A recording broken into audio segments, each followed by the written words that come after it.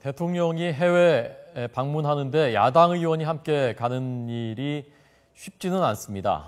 야당 안에서도 이런저런 비판이 있을 수 있고 야당 지지자들 중에서도 뭐하러 따라가느냐라고 하시는 분들이 있을 수 있고 그래서 설령 마음이 있다고 하더라도 그것을 결정해서 행동하는 것은 쉽지 않은데요. 이번 박근혜 대통령의 중앙아시아 순방 때 야당 의원이 한 명 따라갔습니다.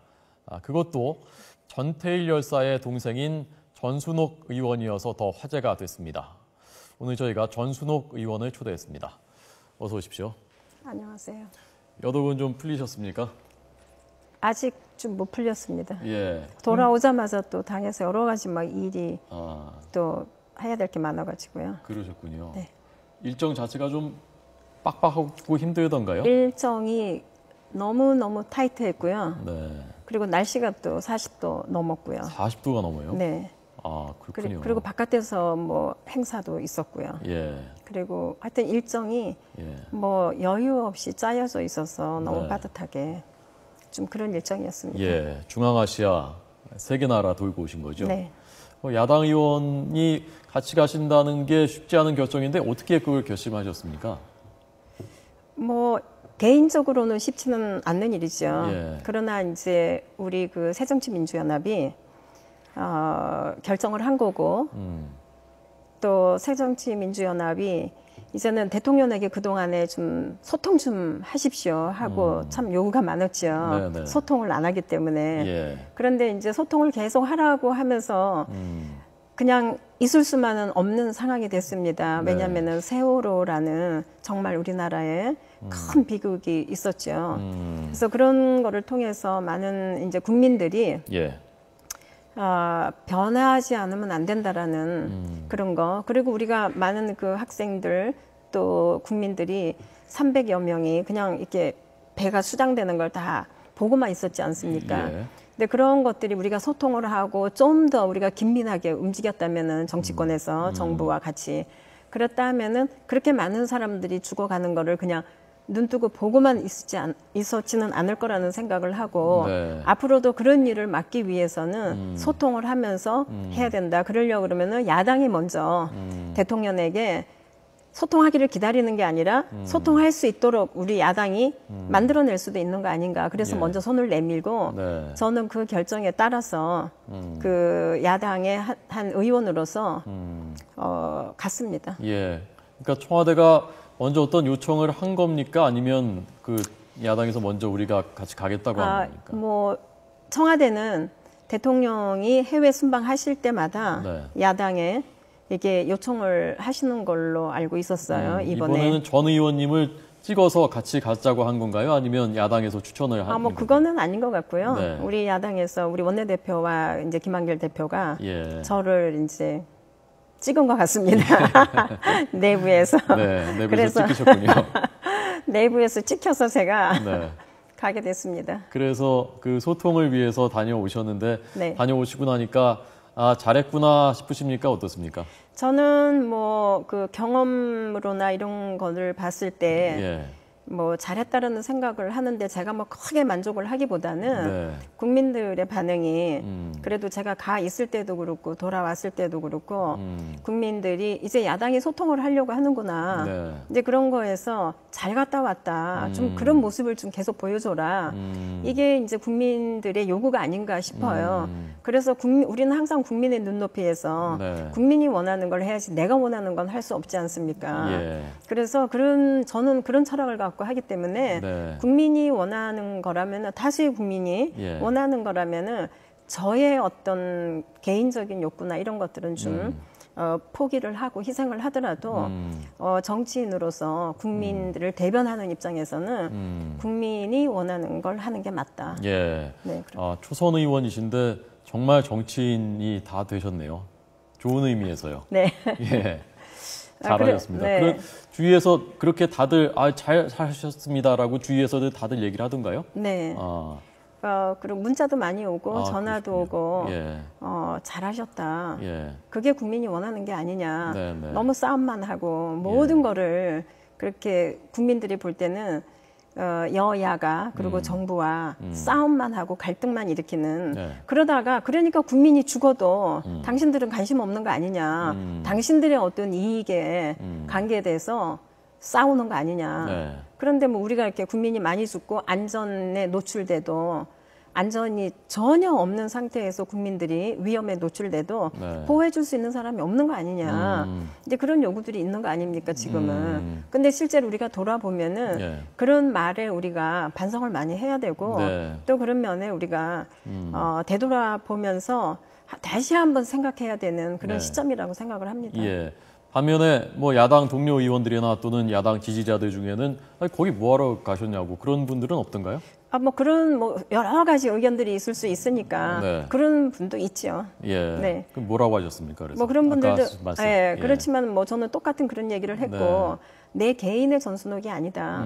그리고 이거는 우리 당에서 새 정치를 하자고 하는 거고 예. 그러려고 그러면은 뭔가 바뀌어야 되는 거 아니냐. 예. 그리고 바뀌는 거는 국민의 요구에 따라서 바뀌어야 된다. 네. 그러려고 그러면 우리 그 개인의 어떤 것들은 희생을 해야 된다. 예. 뭐 그런 얘기를 했습니다. 예. 박근혜 대통령하고 5박 6일 동안 같이 일정을 하셨는데 직접 만나서 얘기를 좀 하셨습니까? 네, 만나서 같이 얘기를 나눌 수 있는 기회는 몇 번 있었고요. 아, 몇 번이요? 네, 비행기가 이제 이렇게 그 착륙을 할 때, 네. 거의 강요들하고 예. 또 장관들 뭐 이렇게 해서 좀 우리 그 여당, 야당 두 의원하고 예. 잠깐씩 얘기할 기회는 있었는데요. 예. 그런 거는 뭐 서로 일상적인 뭐 인사 그런 정도고, 그래서 제가 좀 단독으로 한번 대통령을 말씀을 좀 나눌 기회가 있으면 좋겠다. 그렇게 말씀을 드렸습니다. 예. 그래서 돌아오는 길에 예. 너무 이제 일정이 바빠서 사실 그런 거를 요구하기도 너무 빠듯한 일정이었어요. 예. 근데 이제 돌아오는 길에 비행기가 이륙하고 얼마 안 돼서 예. 그래도 그렇게 얘기할 수 있는 기회가 있었습니다. 얼마나 얘기하셨습니까? 글쎄요, 뭐 제가 그냥 대강 할 얘기는 다 했으니까 네. 뭐 시간 뭐 한 20-30분 이상은 걸리지 않았나.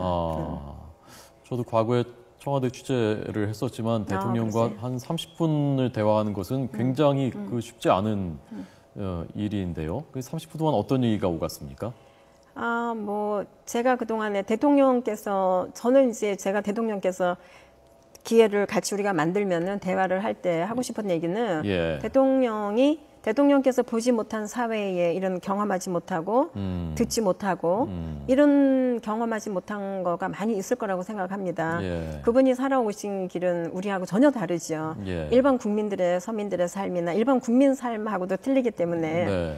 그래서 저는 내가 본 세상 그리고 내가 경험한 거 또 그런 이런 대통령하고 전혀 다른 편에 있는 예. 그런 세상에 대해서 예를 들면 뭐 그 우리나라에 가장 어렵게 살아가고 있는 소상공인 문제라든가 뭐 그 기술자들이 예. 기술은 있지만은 수십 년 동안 그 농축된 거 그런 기술은 있지만은 정부가 완전히 방치하고 네. 우리 생산 기술이 전부 해외로 이동하는 바람에 여기에 그냥 길거리에 내앉아지는 정도로 쫓겨나는 정도로 된 기술자들이 예. 벌어먹고 살기 위해서 그래도 40-50년 동안 이렇게 해오면서 그런 기술이 있다 우리나라에. 근데 네. 그 사람들은 너무 고생한다 지금.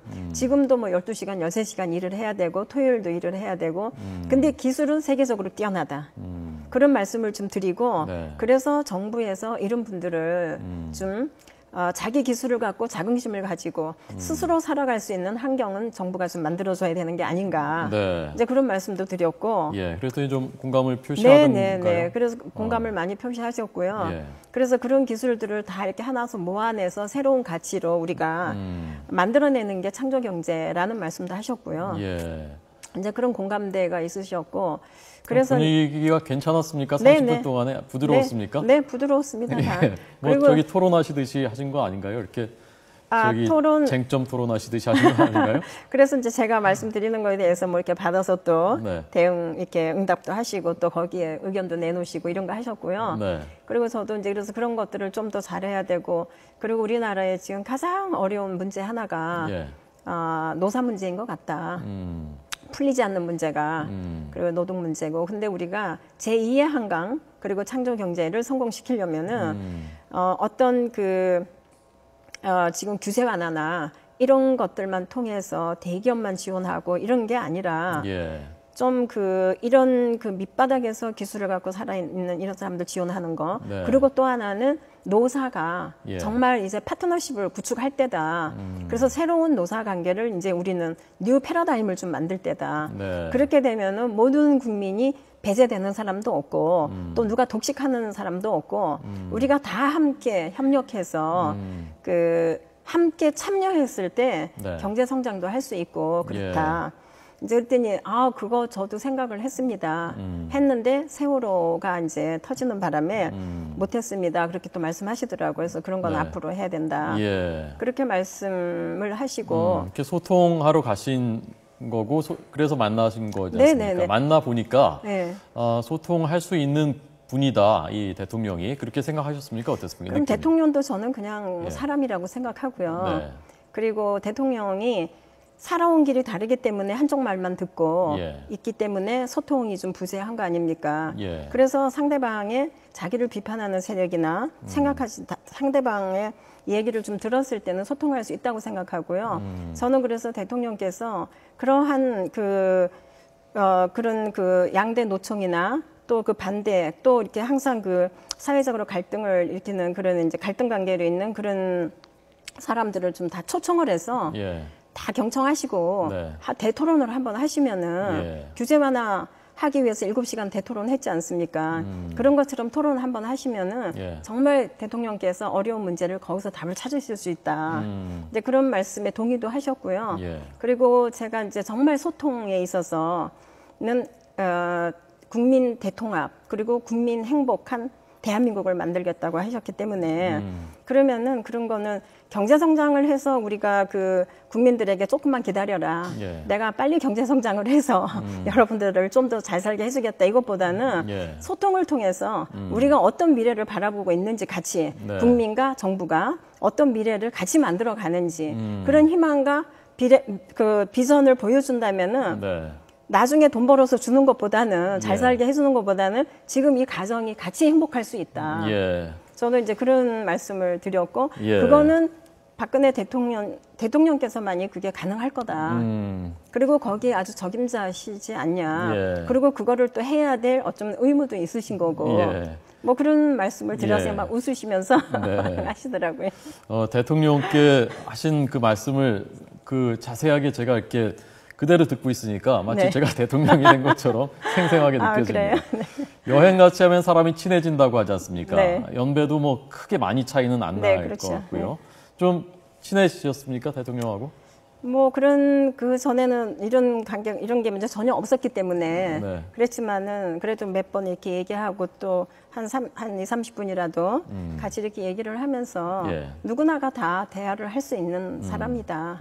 그리고 또 대화를 통해서는 무슨 일이든지 예. 소통을 통해서는 다 네. 가능하다라는 생각을 했습니다. 예. 앞으로 좀 또 보게 해달라고 얘기하시고 그렇습니까? 뭐 얘기할 보게 수 해달라 그런 얘기를 네. 그거는 볼 수 있는 일이 있으면 또 있을 거고 예. 이제 그럴 것 같고요. 예. 다만 제가 이제 우리나라에 풀어야 될 노사관계 이런 것들은 이제 노사정이라는 걸 제대로 돌아가게 해야 되거든요. 예. 그래서 양대 노총이 좀 다 참여하고 이렇게 할 수 있는 거는 대통령께서 풀어주셔야 돼요. 예. 지금 너무나 이렇게 엉켜 있거든요. 그래서 그런 거 하실 때 제가 뭐 마지막에 제가 필요하면 도와드리겠다. 네. 뭐 그런 말씀도 예. 드렸습니다. 박근혜 대통령이 대선 기간 때 전태일 재단 방문하려다가 못한 적이 있었지 않습니까? 네. 그때 돌아서면서 이런 말을 했었다고 합니다. 산업화 세력과 민주화 세력이 화해 협력하는 나라를 만들겠다라고 했었다고 하는데요. 자, 우선 오빠 전태일 열사께서 내 여동생 이번에 대통령을 따라가기로 해서 갔다 왔구나라고 하면은 잘했다 그러실까요? 어떻습니까? 뭐 따라간 건 아니고 동행한 거고요. 예. 동행을 한 거고. 네. 저희 오빠는 아마 제 뜻을 알 거라고 생각하고요. 예. 그리고 이제 그렇다면 그거는 뭐냐?